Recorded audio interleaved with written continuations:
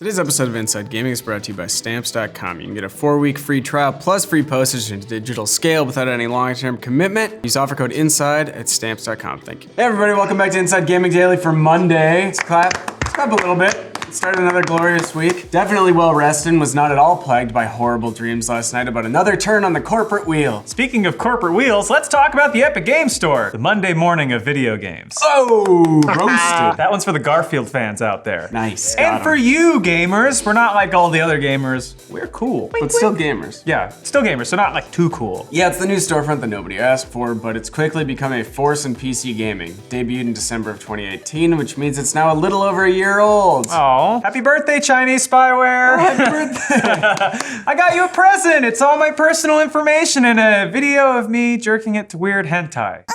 You sent that to the office as well, I think, actually. But we're kidding, of course. Not about the weird hentai. Connor did send that video to the office. What kind of impact has the new store had on the PC games market, Brian? Yeah, because we all know competition is good, right? Right? We ourselves, esteemed gamers have often made the argument that this is a solid move. Devs get more money, Steam gets their bloated ass kicked a little bit. We all get Half-Life, Alex, and wins. It's a free marketplace. But not so fast! Oh. It turns out that Epic Games Store Are we about to eat the biggest crow of all time? The super crow, some say. There's new data that seems to suggest that Epic Games Store has actually been hurting PC gaming, What? and the entire sector has seen its revenues drop. What do you mean? Well, Holy shit, tell guys. me. Boycotts are finally working. First, the horrifying Sonic movie. That was a mistake, by the way, boycotting that. I want to see the original cut. We should have gotten pure undistilled Sonic. Yes. Now Tim Sweeney. What should we cancel next? My vote goes to Mondays. Garfield joke. Maybe in another there. Garfield joke in there. Oh, I love it. Well, hold on there. Hold your horses. Okay. Here's where we hit you with that fat old maybe. PC content sales are factually down, and the Epic Store is likely a player in that, but let's dig into the numbers and then we'll try to figure out what happened. Yeah, Brian, can you tell us more about that? Yeah, so this comes from the NPD Group analyst Matt Piscatella. He's a pretty good source when it comes to overall trends in the industry. His Twitter profile is also him looking at a dog, likely while he's laying down, so I trust this man implicitly. Yeah, he quoted a new study from NPD and the Entertainment Software Association, which showed that people spent $35.4 billion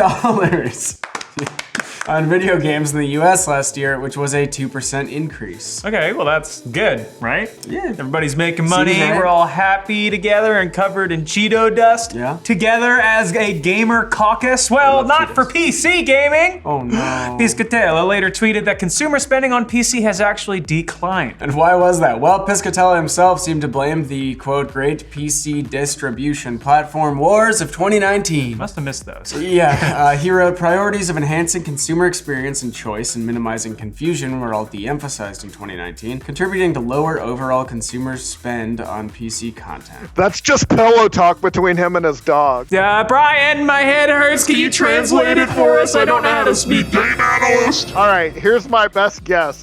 People spent less because they were confused and buying PC games was a crappier experience? I don't know. Thank you for your service, Brian. But you don't worry. We will guide you through with steady hands and certainly not an excessive amount of joking around. We take ourselves extremely seriously because what we do is serious. Because like what we said earlier, other platforms are actually doing better. Piscatella wrote that people spent more on console games as well as subscriptions and mobile games last year. Mom, I told you to stop buying more turns on Candy Crush. Mom, they turned off the heat. Mom, I want to go to college. You have a newborn baby. Get out of your room. Mom, please, Dad said he was this close to coming back. He's Mom, your willing to new talk, boyfriend- but you have to uninstall that stupid f***ing game. Oh, man. My mom's more of a pocket camp gal. She's in Tom Nook rehab right now. Too bad she's gonna be in debt for the rest of her life. Shout outs to the moms in debt. Big ups. PC games as well as sales of physical games dropped, and while physical game sales have been in the decline for years now, the fact that PC sales dropped is actually a big surprise. All right, Brian, are we ready to dig into why that might have happened? Let's dig, boys. So there's no doubt that Epic had an impact on the PC marketplace last year, but it didn't do it alone. Piscatella seems to think the problem is overall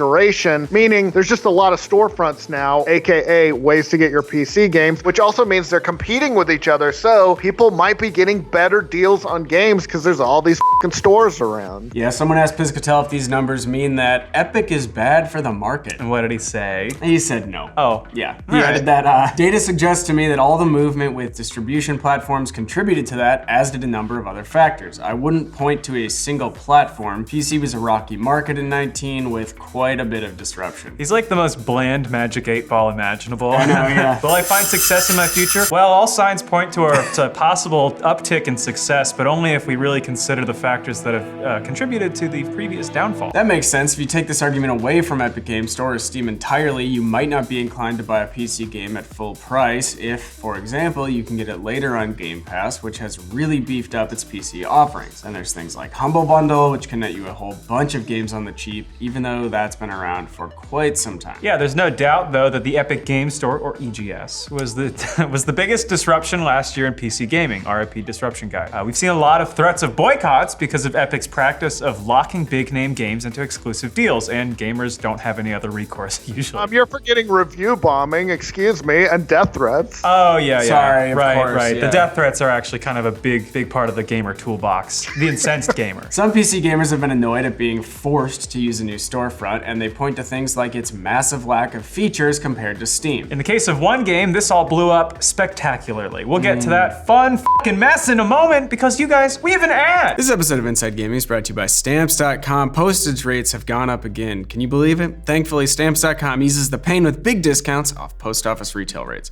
With Stamps.com, you save 5 cents off every first class stamp and up to 40% off shipping rates. That kind of savings really adds up, especially for small businesses. Plus, Stamps.com is completely online, which saves you time.